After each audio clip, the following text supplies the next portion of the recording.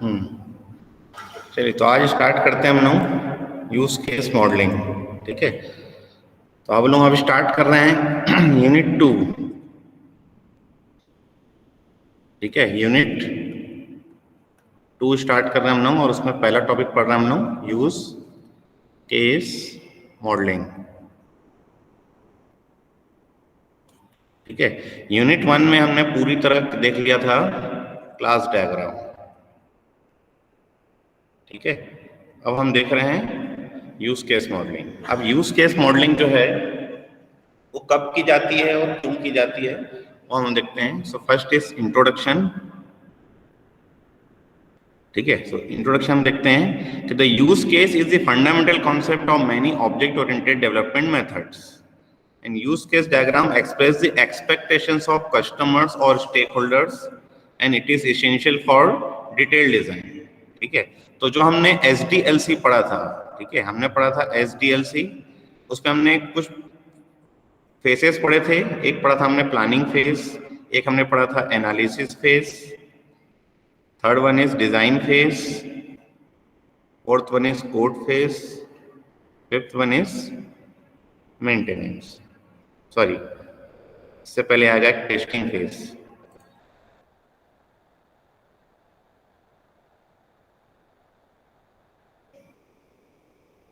So fifth one is testing and last one is the maintenance.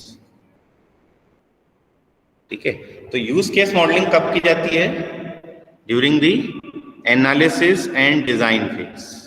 ठीक है, इसमें भी मेन जो हम करते हैं वो हम करते हैं एनालिसिस फेज में।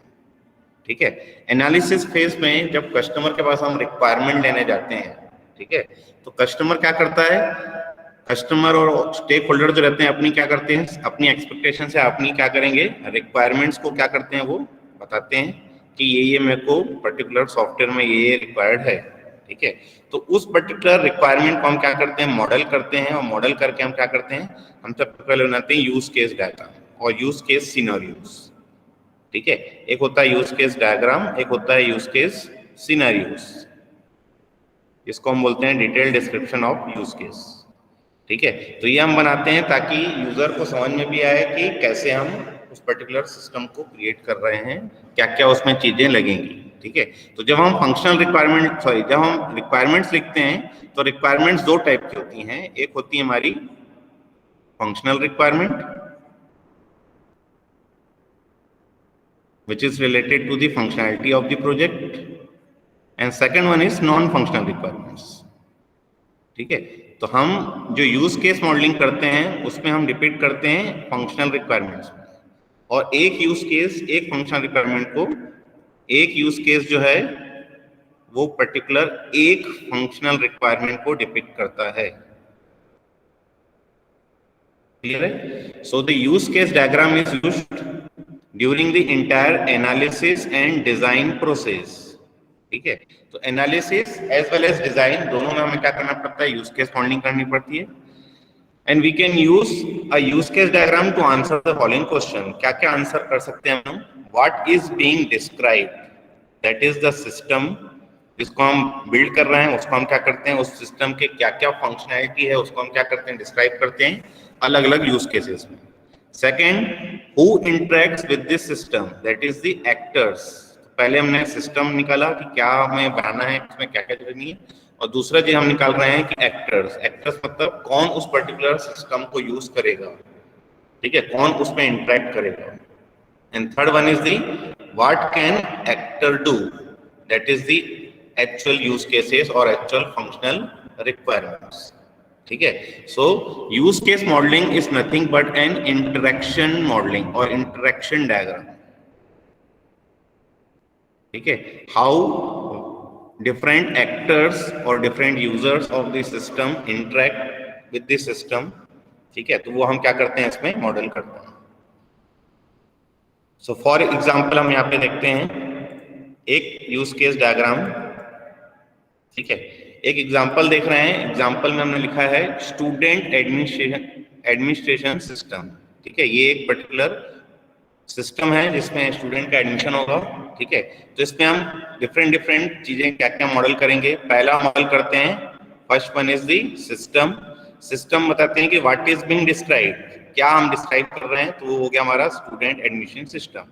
तो एक सिस्टम बाउंड्री बनाते हैं हम लोग, this is my system boundary.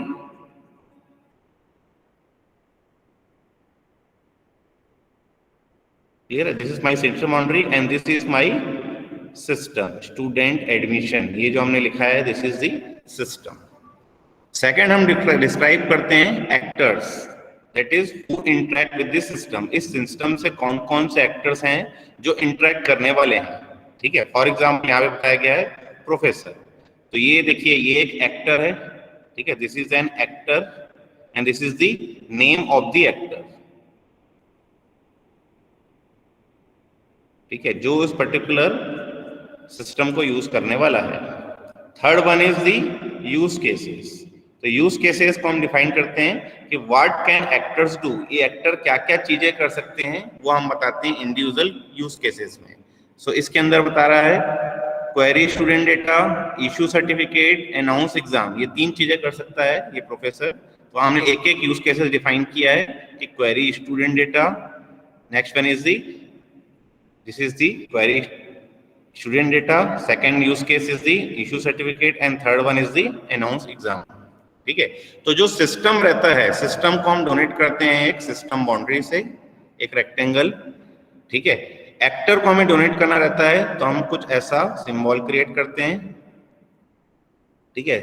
तो दिस इज माई एक्टर, और एक्टर के नीचे हमें क्या करना पड़ता है, एक्टर का नेम लेना पड़ता है, ठीक है, नेम ऑफ द एक्टर, ठीक है। जबकि सिस्टम में हम क्या करते हैं, यहाँ पे एक सिस्टम नेम देते हैं, ठीक है, एक यहाँ पे सिस्टम नेम दिया जाता है। और यूज केसेस हम डिफाइन करते हैं वो हम देते हैं एलिप्सिस में, जिसके अंदर हम दिखाते हैं कि क्या पर्टिकुलर चीजें उसमें होने वाली हैं। तो क्वेरी स्टूडेंट डेटा ये एक पर्टिकुलर यूज केस हुआ, ठीक है। Second use case is issue certificate, third use case is announce exam. Clear है? नाउ नेक्स्ट हम देखते हैं इसके इंडिविजुअल पार्ट्स को। So first part is the use case. So use case generally हम, जैसे मैंने आपको पहले बताया कि जनरली हम यूज केसेस को इलिप्सिस से डिनोट करते हैं। So what is a use case? A use case describe functionality aspect from the system under development. एक फंक्शनल रिक्वायरमेंट को क्या करता है, वो डिनोट करता है, ठीक है। जो भी फंक्शनल रिक्वायरमेंट्स रहती हैं उन फंक्शनल रिक्वायरमेंट्स से रिलेटेड हम क्या करते हैं, यूज केसेस क्रिएट करते हैं। तो ये एक पर्टिकुलर यूज केस एक पर्टिकुलर फंक्शनल रिक्वायरमेंट को क्या करता है, डिनोट करता है। And it provides tangible benefit for one और more actors that communicate with each other. तो एक्टर्स के बीच में क्या इंटरेक्शन हो रहा है वो आपको बताता है। Third one is the derive from collected customer wishes. तो ये क्या करता है, जो भी कस्टमर अपनी रिक्वायरमेंट देता है उसी से क्या करते हैं हम यूज केसेस डिराइव करते हैं। And set of all use cases describe the functionality that the system shell provide. तो ये मैंने वही कहा कि फंक्शनल रिक्वायरमेंट्स को ही हम क्या करते हैं, बताते हैं। That is document the functionality that the system offers. तो सिस्टम में क्या क्या फंक्शनैलिटी रहेगी वो हम क्या करते हैं, बताते हैं। अब इस यूज केसेस के जो अल्टरनेटिव नोटेशंस हैं वो क्या हैं कि एक तो एलिप्स है, एलिप्स के अंदर ही हमने क्या किया है, लिखा हुआ है, एक एलिप्स हम रखते हैं उसके नीचे हम लिख रहे हैं, एक हम क्या कर रहे हैं, रेक्टेंगल बॉक्स रख रहे हैं उसके अंदर एक एलिप्स शो कर रहे हैं और उसका नाम डिफाइन कर रहे हैं। जनरली ये यूज किया जाता है यूएमएल टूल्स में, ठीक है। डिफरेंट यूएमएल टूल्स में ये भी यूज किया जा सकता है, ठीक है, लेकिन जनरली हम लोग यूज करते हैं, वो यूज करते हैं ये वाला टैग। क्लियर है? So this is my first aspect, that is the use case. Second हम देखते हैं एक्टर्स, ठीक है। एक्टर्स मतलब who can interact with the system. So actor interact with the system by using use cases, that is the actor initiate the execution of the use case. तो initiate कौन करेगा उन पर्टिकुलर यूज केसेस को, तो वो हो जाते हैं आपके actors. And by being used by the use case, that is the actor provides functionality to the execution of use case. And actors represents roles and users adopt. Specific users can adopt and set aside multiple roles simultaneously. तो मतलब एक particular user एक से ज्यादा roles में हो सकते हैं, ठीक है। जो एक पर्टिकुलर एक्टर है कभी वो पर्टिकुलर एक रोल मेंटेन कर रहा है तो दूसरा रोल भी मेंटेन कर सकता है। तो एक से ज्यादा रोल्स को क्या करते हैं, मेंटेन कर सकता है। and actors are not part of the system. ठीक है, this is the main line. That means जब भी हम यूज केस डायग्राम क्रिएट करते हैं तो हम एक सिस्टम बाउंड्री क्रिएट करते हैं. इस सिस्टम बाउंड्री के बाहर ही आपको क्या करना पड़ेगा, इस एक्टर को रखना पड़ेगा. इसके अंदर आप एक्टर को नहीं डिफाइन कर सकते क्योंकि वो सिस्टम का पार्ट नहीं है. That is they are outside of the system boundaries. ठीक है, सिस्टम बाउंड्री के हम बाहर ही रखेंगे, कभी भी हम अंदर नहीं रखेंगे. एंड अल्टरनेटिव नोटेशंस, तो ये नोटेशन हम जनरली यूएमएल डायग्राम्स में देखते हैं. अदर नोटेशंस जो है, एक ये भी यूज कर सकते हैं कि आप ये भी यूज कर सकते हैं. क्लियर है? नो, एक्टर्स में हम और देखते हैं कि actors usually user data is also administrated with in the system. System के अंदर यूजर का जो डेटा है वो भी एडमिनिस्ट्रेट होता है. So this data is modelled with the system in the form of objects and classes. For example actor assistant. ठीक है, तो यहाँ पे देखिए दो एक्टर्स हैं. एक तो असिस्टेंट एक्टर है, this is also an actor, this is also an actor. ठीक है, दो एक्टर्स हैं मेरे पास, एक है असिस्टेंट, एक है हमारा स्टूडेंट. और एक यूज केस डिफाइन किया गया है. This is my use case. Use case is the conduct oral exam. ठीक है, this is my system. This is my system boundary.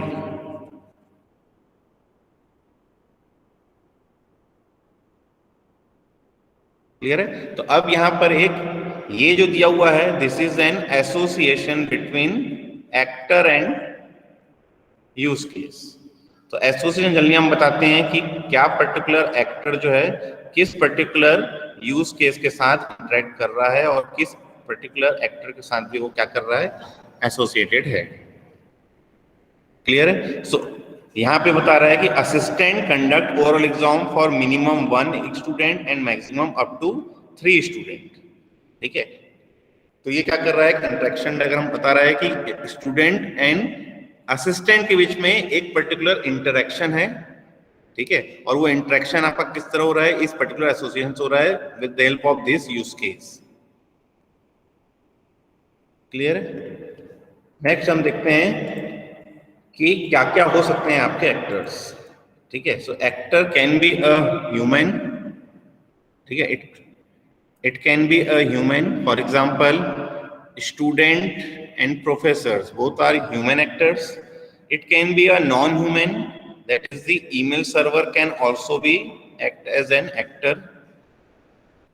फिर एक आपका बता रहा है, मतलब ये हो गया आपका एक क्लासिफिकेशन होगा कि प्राइमरी एंड सेकेंडरी. एक हो गया आपका एक्टिव एंड पैसिव. दो अलग अलग क्या किया हमारे कैटेगराइजेशन है. प्राइमरी एक्टर मतलब has the main benefit of the execution of the use case.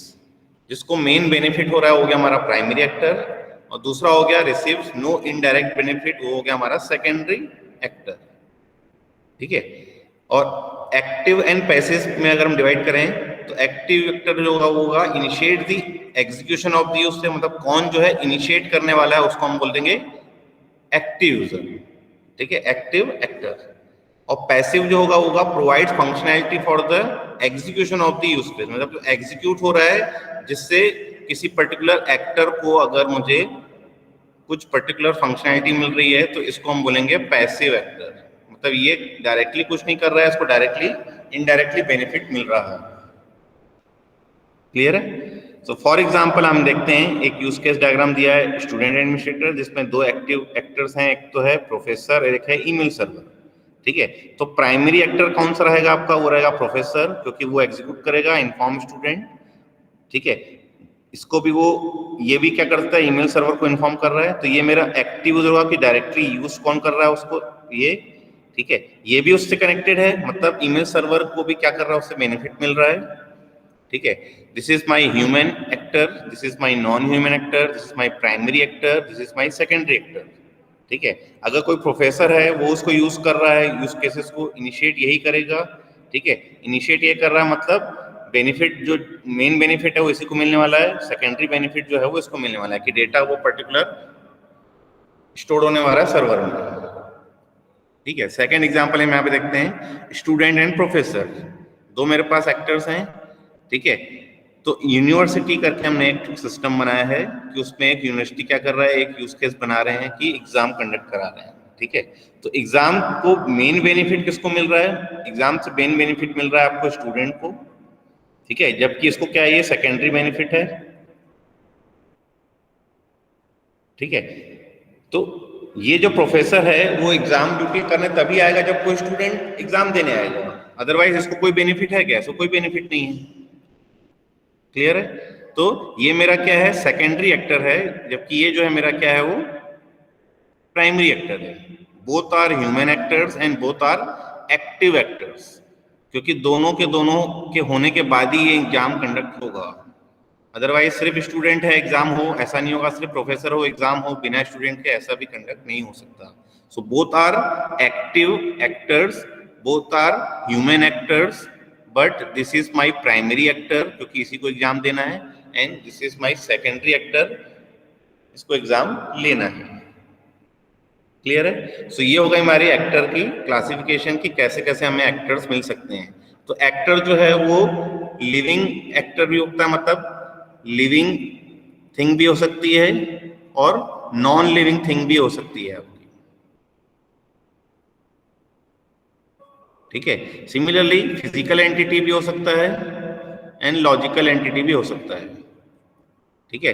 For example student जो एक फिजिकल एंटिटी है, ईमेल सर्वर जो है वो भी एक फिजिकल एंटिटी है, लेकिन कई बार ऐसा हो जाता है कि कोई पर्टिकुलर चीज जो सिस्टम का पार्ट है वो भी एक एक्टर की तरह एक्ट करता है, ठीक है, तो उसको हम बोलेंगे लॉजिकल एंटिटी। क्लियर है? चलिए नेक्स्ट देखते हैं। Next one is the relationship. तो मैंने जैसे कहा आपको बताया कि एक्टर और सिस्टम के बीच में एक हमें रिलेशनशिप मेंटेन करना है, यूज केसेस एंड एक्टर्स के बीच में। इस सिस्टम बाउंड्री के अंदर आप यूज केसेस रखेंगे, सिस्टम बाउंड्री के बाहर आप एक्टर्स रखेंगे, ठीक है। So actors are connected with use cases via solid lines which is also known as the association. So this is my association.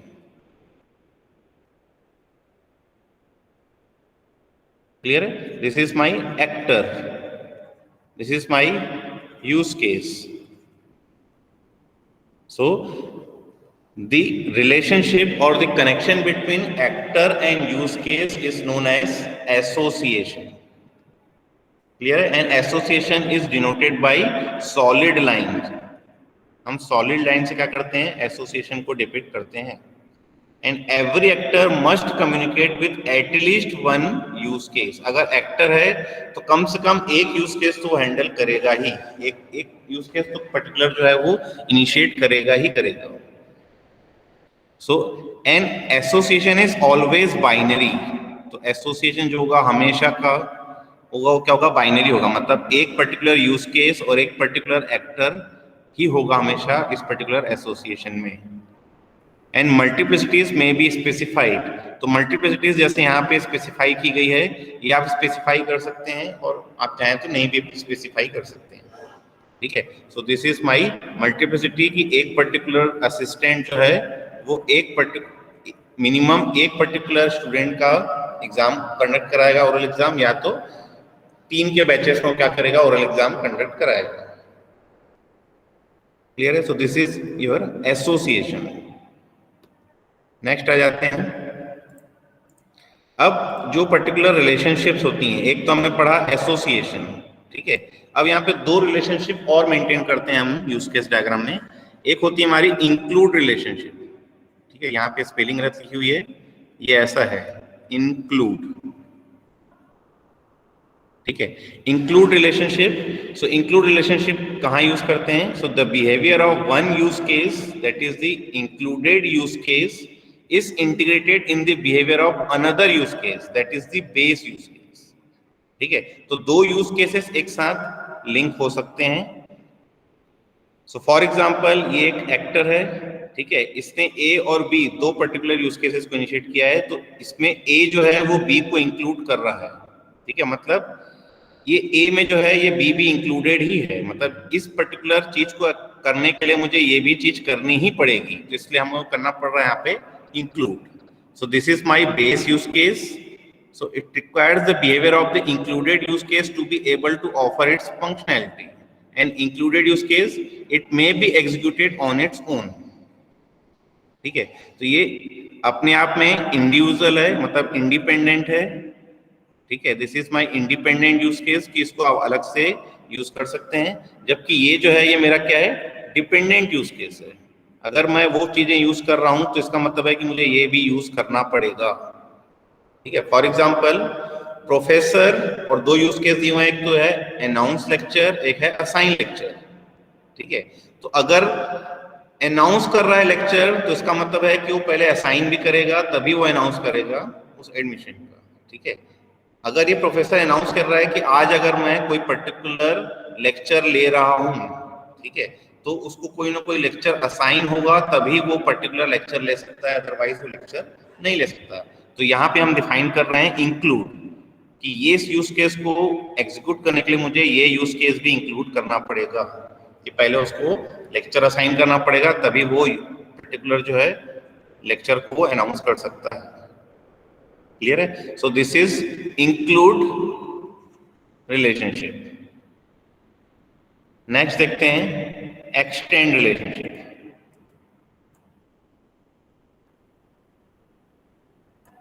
Clear है? Now second one is the extend relationship.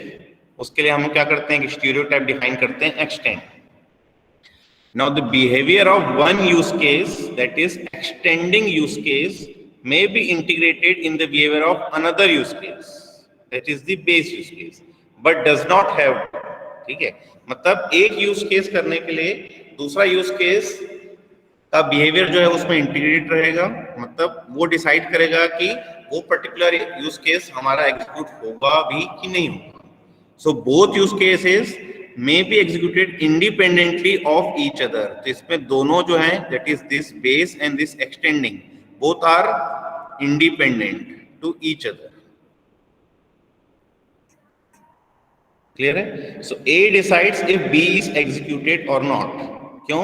क्योंकि ये मेरा base use case है, जबकि ये मेरा extending use case है. ये यूज केस अगर मैं एग्जीक्यूट कर रहा हूं तो उसके लिए A डिसाइड कर रहा है कि ये यूज केस मेरा एग्जीक्यूट होगा भी कि नहीं होगा. क्लियर है? So extension points define at which point the behaviour is integrated. तो हम एक्सटेंशन पॉइंट डिफाइन करते हैं, and conditions define under which circumstances the behaviour is indicated. तो हम एक तो एक्सटेंशन पॉइंट डिफाइन करते हैं और एक हम डिफाइन करते हैं कंडीशन, कि किस कंडीशन में वो पर्टिकुलर एक्सटेंडिंग यूज केस हमारा एग्जीक्यूट होगा और कौन से कंडीशन में वो एग्जीक्यूट नहीं होगा. ठीक है, तो ये ए में एक कंडीशन डिफाइन की जाएगी कि ये कंडीशन अगर ट्रू है तो ही मेरा बी जो है वो एग्जीक्यूट होगा, अदरवाइज वो एग्जीक्यूट नहीं होगा. क्लियर है? तो दो टाइप की एसोसिएशन रिलेशनशिप हमने पढ़ी, एक हमने पढ़ी इंक्लूड, एक हमने पढ़ी एक्सटेंड.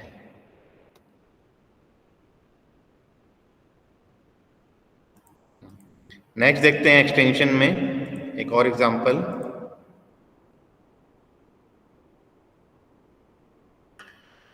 तो यहाँ पे देखिए एक पता जा रहा है एक्सटेंशन पॉइंट्स क्या होते हैं. तो extension points are written directly within the use case. ठीक है, and specification of multiple extension points is possible. तो एक से ज्यादा एक्सटेंशन पॉइंट भी मेरे क्या हो सकते हैं, पॉसिबल हो सकते हैं. अब एक यूज केस डायग्राम दिया है जिसमें एक एक्टर है हमारा, वो है प्रोफेसर. ठीक है, और तीन यूज केसेस दिए हैं. This is my first use case, this is my second use case, and this is your third use case. ठीक है, अब यहां पर क्या है कि एक पर्टिकुलर यूज केस को दो पर्टिकुलर यूज केसेस जो हैं वो एक्सटेंड कर रहे हैं. क्लियर है? देखिए एक्सटेंशन कौन करता है, ये मेरा एक्सटेंडिंग यूज केस है. ठीक है, ये मेरा क्या है, बेस यूज केस है. That means this is my base use case and these two are the extended use case. ठीक है, क्योंकि ये दोनों क्या कर रहे हैं, इसको एक्सटेंशन कर रहे हैं. ठीक है, अब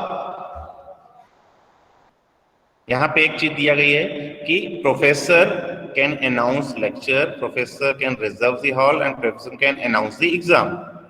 ठीक है, तो अनाउंस एग्जाम करने के लिए पहले उसको लेक्चर अनाउंस करना पड़ेगा, ठीक है, और रिजर्व लेक्चर हॉल करने के लिए भी पहले उसको अनाउंस करना पड़ेगा लेक्चर। तो एक्सटेंशन पॉइंट दिया गया है कि inter exam and select exam hall, ठीक है, ये दोनों एक्सटेंशन पॉइंट डिफाइन किए गए हैं। और ये कुछ कंडीशंस डिफाइन की गई है कि if lecture hall is free, extension point is select lecture hall. यहाँ पे कंडीशन दी गई कि कंडीशन इज डेटा एंटर्ड, ठीक है, एंड देन एंटर एग्जाम, मतलब डेटा एंटर मतलब मैंने क्या क्या पढ़ा दिया है, उसके बेसिस पे आपको क्या कर रहा है, यहाँ पे एग्जाम अनाउंस कर रहा है कि ये पर्टिकुलर क्लासेस का अब एग्जाम अनाउंस हो चुका है, ये एग्जाम होगा, ठीक है। So these are the extension points कि inter exam and select lecture hall, these are the extension points, ये select lecture hall, inter exam, ये दोनों अलग अलग एक्सटेंशन पॉइंट डिसाइड किए गए अलग अलग एक्सटेंडिंग यूज केसेस के लिए।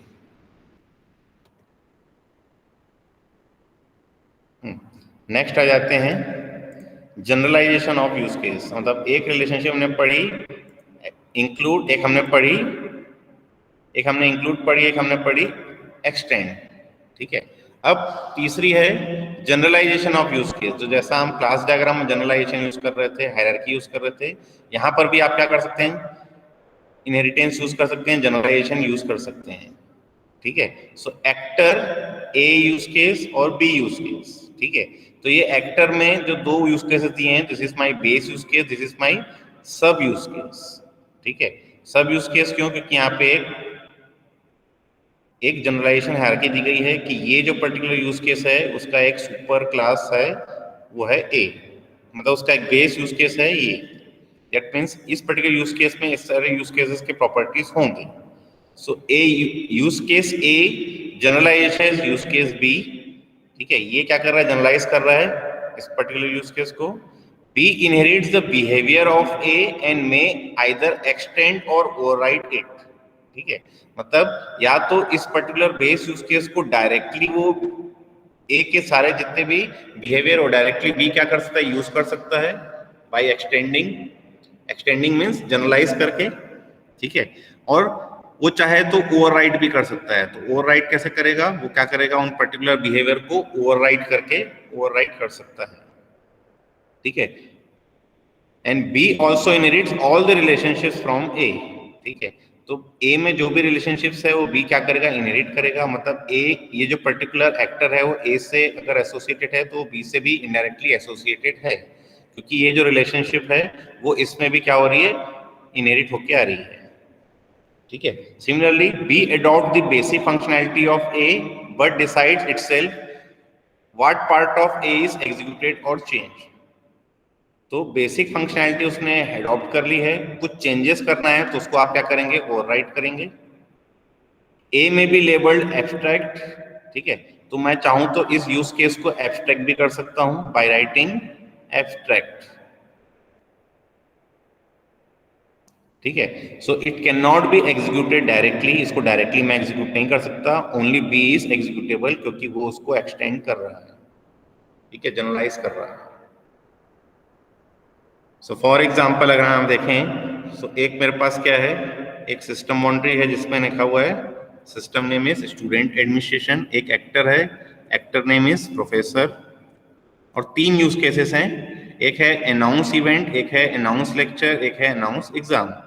तो प्रोफेसर जो है वो दो चीजें अनाउंस कर सकता है, या तो लेक्चर अनाउंस कर सकता है या तो फिर क्लास एग्जाम अनाउंस कर सकता है, ठीक है।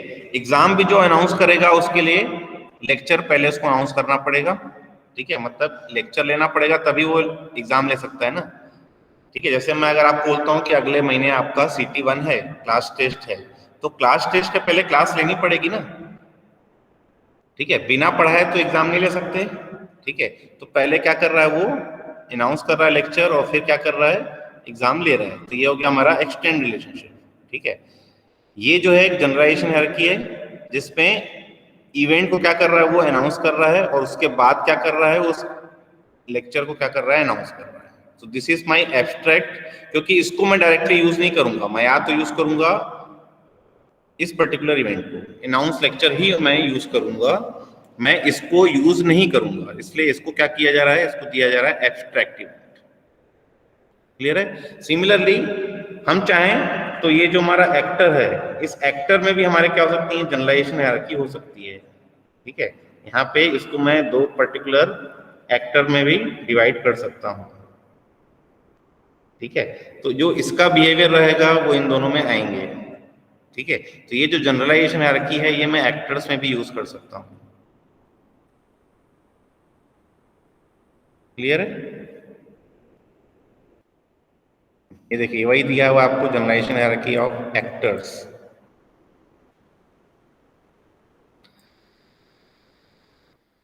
तो जैसे हमने यूज केस को जनरलाइजेशन हायरार्की में रखा था, यहाँ पे भी देखिए एक सुपर एक्टर है और एक सब एक्टर है। तो यहाँ पे एक तो ये जनरलाइजेशन सिंबल यूज किया गया है कि ये मेरा सुपर एक्टर है और ये मेरा सब एक्टर है। ठीक है, तो ये अगर एक्टर इस वाई यूज केस को एग्जीक्यूट कर रहा है, मतलब ये ए जो एक्टर है वो भी इस वाई को यूज करेगा और इस एक्स को यूज करेगा, क्योंकि ये जो रिलेशनशिप है यहाँ पे भी वो क्या होगी, इनहेरिट होके आएगी। So actor A inherits from actor B. तो बी ए जो है वो बी की सारी प्रॉपर्टी इनहेरिट कर रहा है। So A can communicate with X and Y. तो ए एक्स से तो डायरेक्टली कर ही रहा है, इनडायरेक्टली वो वाई से भी कम्युनिकेट कर रहा है, क्योंकि वाया बी वो क्या कर रहा है, इनहेरिट कर रहा है उन पर्टिकुलर रिलेशनशिप को, उस पर्टिकुलर इंटरेक्शन को। So B can only communicate with Y. ठीक है, बी जो है इस पे एक ही इंटरेक्शन सिंबल है, एक ही एसोसिएशन है, वो है वाई का। And multiple inheritance is permitted. Multiple inheritance भी हो सकते हैं कि एक पर्टिकुलर एक्टर जो है, ठीक है, एक पर्टिकुलर एक्टर जो है वो एक से ज्यादा एक्टर्स को भी क्या कर सकता है, बिहेवियर यूज कर सकता है। मतलब मेरे पास दो अलग अलग एक्टर्स हैं, एक ये एक्टर है और एक दूसरा एक्टर है, इन दोनों को क्या कर रहा हूं मैं, जनरलाइजेशन हायरार्की में लेके और मैं एक पर्टिकुलर एक्टर क्रिएट कर सकता हूं। क्लियर है? So this is my multiple inheritance. यहाँ पे देखिए मल्टीपल इनहेरिटेंस यूज किया गया है, जिसमें एक दिया हुआ है research associate, this is my abstract actor. इसके दो सब एक्टर डिफाइन किए गए हैं, एक डिफाइन किया गया प्रोफेसर, एक डिफाइन किया गया असिस्टेंट।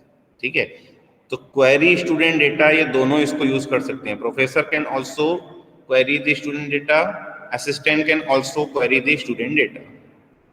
ठीक है, तो रिसर्च एसोसिएट के दो टाइप हैं, एक है प्रोफेसर, एक है आपका असिस्टेंट। ठीक है, यहाँ पे जो एग्जांपल दिया गया है वो दिया है प्रोफेसर असिस्टेंट, दोनों के दोनों यूज कर रहे हैं क्वेरी एसोसिएट स्टूडेंट डेटा। ठीक है, तो इस पर्टिकुलर को मैं ऐसे यूज नहीं कर सकता, मैं कोई ऐसे यूज करना चाहिए। क्लियर है? तो this is not equal to this.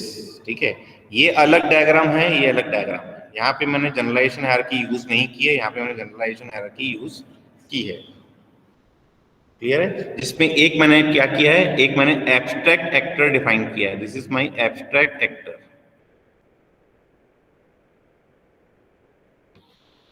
Clear है? नेक्स्ट आ जाते हैं डिस्क्रिप्शन ऑफ यूज केस। तो जैसे मैंने पहले ही कहा कि यूज केस मॉडलिंग। अच्छा, यहां तक किसी को डाउट? Any doubt?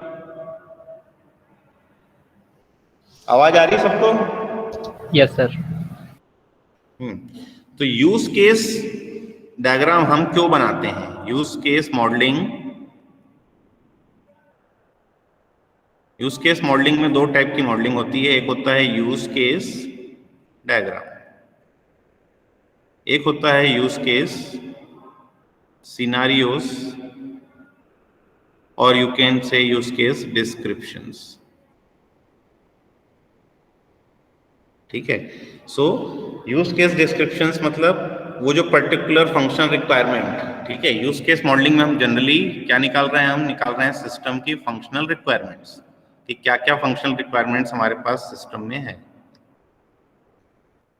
ठीक है, और इस पर्टिकुलर रिक्वायरमेंट्स को अगर मैं डायग्रामेटिकली सिखा रहा हूं तो उसको हम बोलते हैं यूज केस डायग्राम, और अगर मैं उन पर्टिकुलर यूज केसेस के डिस्क्रिप्शंस लिख रहा हूं तो उसको बोलते हैं यूज केस सिनेरियोस, और you can say the use case descriptions.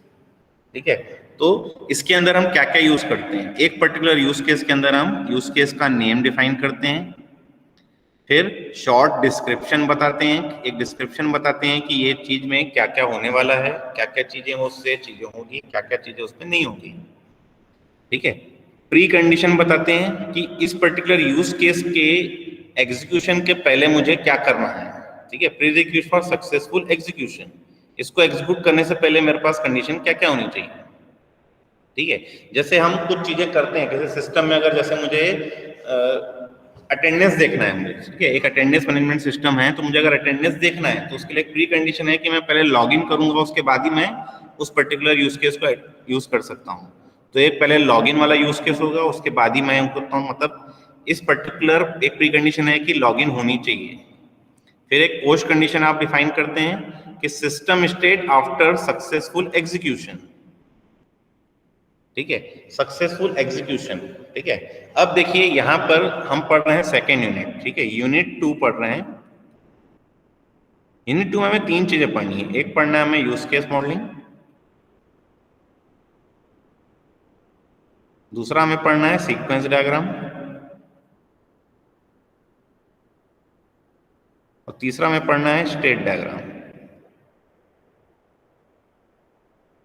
ठीक है, यूज केस मॉडलिंग हम कब कर रहे हैं, जब हम रिक्वायरमेंट्स को जनरेट कर रहे हैं, रिक्वायरमेंट्स को अंडरस्टैंड कर रहे हैं, और अंडरस्टैंड करने के बाद हमने क्या किया, एक सिस्टम बाउंड्री क्रिएट की, उसके अंदर हमने डिफरेंट डिफरेंट यूज केसेस को डिफाइन किए, एक्टर डिफाइन किया। ठीक है, एक्टर से उन पर्टिकुलर यूज केसेस को हमने क्या किया, इनिशिएट करवाया। ठीक है, now this is one use case, second use case, third use case. एक एक यूज केस का एक एक सीक्वेंस डायग्राम बनेगा। ठीक है, so sequence diagrams are created for per use case. एक यूज केस का एक सीक्वेंस डायग्राम बनेगा कि इस पर्टिकुलर यूज केस में हम क्या क्या चीजें करने वाले हैं, क्या क्या सीक्वेंस ऑफ स्टेप्स रहने वाले हैं, वो हम बताते हैं सीक्वेंस डायग्राम। तीसरा बताता है स्टेट डायग्राम। ठीक है, तो स्टेट डायग्राम में क्या होता है कि जो पर्टिकुलर ऑब्जेक्ट्स यूज हो रहे हैं, आपके जो क्लासेस ऑब्जेक्ट यूज कर रहे हैं, उन ऑब्जेक्ट्स की क्या क्या स्टेट्स होंगी। ठीक है, number of states and how particular states are interlinked. ठीक है, तो ये वही बता रहा है पोस्ट कंडीशन में कि सिस्टम की जो स्टेट होगी इस पर्टिकुलर यूज केस के बाद वो सिस्टम कौन से स्टेट को अटेंड करेगा। ठीक है, ये बता रहा है आपका प्री पोस्ट कंडीशन। फिर बता रहा है एरर सिचुएशन, जिसको हम जनरली बोलते हैं एक्सेप्शन कंडीशन। ठीक है, एक्सेप्शन कंडीशन। ठीक है, एरर सिचुएशन लिखा हुआ है, लेकिन कहीं कहीं आपको ये एक्सेप्शन के नाम से मिलेगा। तो एक्सेप्शन मतलब कि कुछ एक्सेप्शन ऑकर हुआ तो क्या करना है। तो error relevant to problem domain, मतलब उस पर्टिकुलर एक्सेप्शन में मुझे क्या चीजें एग्जीक्यूट करानी है या क्या चीजें मुझे डिस्प्ले करानी है, that is my exception condition. 3 condition है, एक है प्री कंडीशन, एक पोस्ट कंडीशन, और एक है एक्सेप्शन कंडीशन। फिर डिफाइन करता है कि system state on the occurrence of an error. ठीक है, फिर है actors that communicate with the use case. तो हम एक्टर डिफाइन कर रहे हैं कि उस यूज केस कौन सा एक्टर जो है वो यूज करने वाला है। Next one is the trigger. ठीक है, triggering event, that is the event that initiate और start of the use case. ऐसा क्या करोगे जिससे वो यूज केस मेरा ट्रिगर होगा। ठीक है, क्या क्या सीक्वेंस ऑफ स्टेप मेरे होंगे और किस स्टेप पे मुझे वो चीजें करनी है। Next one is the standard process. So process मतलब स्टेप्स, कौन कौन से स्टेप्स लगेंगे कि पहले मुझे क्या करना है, फिर मुझे क्या करना है, फिर मुझे क्या करना है। जैसे मुझे अगर किसी पर्टिकुलर स्टूडेंट का अटेंडेंस देखना है, ठीक है, अगर मेरे पास एक अटेंडेंस मैनेजमेंट सिस्टम है, तो एक मुझे अटेंडेंस देखना है, तो प्री कंडीशन क्या होगी कि पर मुझे मैं लॉगिन करूंगा। लॉगिन करने के बाद अब मेरे पास सीक्वेंस स्टेप में कि मैं पहले ब्रांच सेलेक्ट करूंगा, फिर मैं सेमेस्टर सेलेक्ट करूंगा। ठीक है, फिर मैं पर्टिकुलर यूजर का रोल नंबर डालूंगा, और फिर मैं एंटर प्रेस करूंगा, तो उस पर्टिकुलर यूजर का क्या, उस पर्टिकुलर स्टूडेंट का मुझे क्या मिलेगा, अटेंडेंस मिलेगा। तो एक स्टेप्स मिल रहे हैं कि पहले मुझे क्या करना है, फिर मुझे क्या करना है, फिर मुझे क्या करना है। उस पर्टिकुलर यूज केसेस के अंदर वो स्टेप्स मुझे डिफाइन करने पड़ेंगे। उसी स्टेप्स को आप क्या करेंगे, सीक्वेंस डायग्राम में सीक्वेंसेस बताएंगे, इंटरेक्शन डायग्राम करके।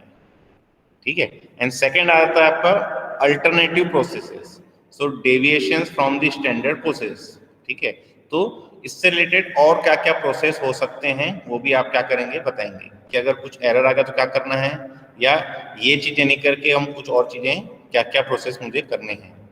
ठीक है। So these are my use case descriptions. ठीक है, एक तो यहाँ पे यूज केस का डिस्क्रिप्शन दिया हुआ है, देखिए।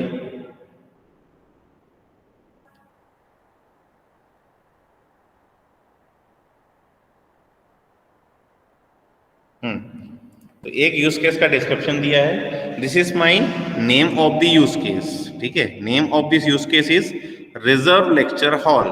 ठीक है, मतलब एक ऐसा कुछ यूज केस डायग्राम होगा, ठीक है, इसमें एक ऐसा लिखा होगा रिजर्व लेक्चर हॉल। ठीक है, और इसको कौन सा यूजर इसको यूज कर रहा था, वो था हमारा प्रोफेसर। ठीक है, अब इस यूज केस, ये जो पर्टिकुलर यूज केस है, इस पर्टिकुलर यूज केस को हम क्या कर रहे हैं, कंप्लीटली डिस्क्राइब कर रहे हैं यहाँ पर। तो शॉर्ट डिस्क्रिप्शन बता रहे हैं कि an employee reserves a lecture hall at the university for an event, कि मुझे यहाँ पे क्लास लेनी है। ठीक है, एक मेरे को यहाँ पे डिस्क्रिप्शन दे दिया कि क्या करने वाले हैं उसमें। फिर हमने दे दिया precondition. Precondition is the employee is authorised to reserve lecture hall. एक कंडीशन डिफाइन कर दी कि वो पर्टिकुलर जो एम्प्लॉय है वो ऑथराइज्ड होना चाहिए मेरा उस पर्टिकुलर रिजर्व हॉल को लेक्चर लेने के लिए। फिर है post condition, a lecture hall is reserve, मतलब ये आपको एंड प्रोडक्ट मिला कि लेक्चर हॉल मेरा क्या हो गया, रिजर्व हो गया। एक स्टेट मिल गई मुझे कि मेरा रिजर्व हॉल जो है वो रिजर्व स्टेट में आ चुका है। ठीक है, तो इसमें कौन कौन से स्टेट्स रहेंगे, एक तो नॉन रिजर्व स्टेट रहेगी और एक रिजर्व स्टेट रहेगी। तो पोस्ट कंडीशन में जो हमारा स्टेट जो अचीव हुआ वो क्या हुआ, वो रिजर्व स्टेट हमारी अचीव हो रही है। ठीक है, next one is the error situation, that is the exception. तो exception is there is no free lecture hall. तो एक एक्सेप्शन आ गया कि भाई मैं लेक्चर हॉल तो रिजर्व करने जा रहा हूँ लेकिन मेरे पास कोई फ्री है ही नहीं। ठीक है, तो ये मेरी एक्सेप्शन कंडीशन आ गई कि ये एक्सेप्शन आ सकता है। Next one is the system state in the event of an error. अगर एरर आ रहा है तो क्या करना है मुझे, तो that employee has not reserve a lecture hall. तो ये हमने क्या करना है, मैसेज डिस्प्ले कर देना है कि उस एम्प्लॉय ने लेक्चर हॉल रिजर्व नहीं कर पाया। नाउ एक्टर, एक्टर जो होगा वो क्या होगा, एम्प्लॉय। तो जैसे मैंने यहाँ पे प्रोफेसर लिखा है तो यहाँ आप इसकी जगह एम्प्लॉय लिख सकते हैं। ठीक है, अगर प्रोफेसर को करना है तो प्रोफेसर लेक्चर हॉल करेगा। ठीक है, तो यहाँ पे जैसे इसने लिखा है employee. Next one is the trigger. तो ट्रिगर मतलब क्या क्या करना है, क्या इवेंट मुझे देना है, कौन सा ट्रिगरिंग इवेंट रहना चाहिए। So employee requires a lecture hall. ठीक है, ये ट्रिगरिंग इवेंट है कि मुझे एक रिक्वायर है लेक्चर हॉल मुझे चाहिए। ठीक है, स्टैंडर्ड प्रोसेस क्या होगा कि employee logs to the system, system में जाएगा। ठीक है, लॉग इन करेगा। Employee selects the lecture hall, तो एक सेलेक्ट करेगा लेक्चर हॉल को। Employee selects the date, date select करेगा। System confirms that the lecture hall is free, तो बताएगा कि ये मेरा फ्री लेक्चर हॉल है। फिर बताएगा कि एम्प्लॉय कंफर्म्स द रिजर्वेशन। ठीक है, कंफर्म कर देगा कि मुझे रिजर्वेशन करना है, मुझे ये पर्टिकुलर लेक्चर हॉल को मुझे लेना है।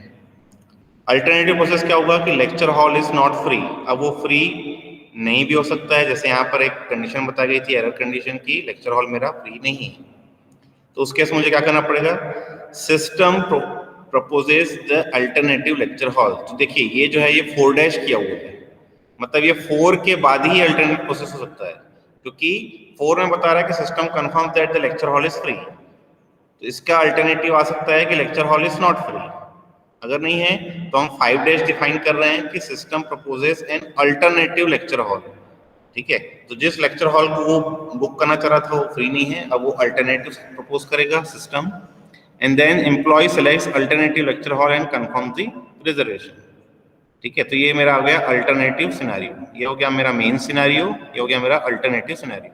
ये कहीं कहीं पे आपको यहाँ पे मेन सिनेरियो करके दिखाएगा, main scenario, and this is my alternative scenario.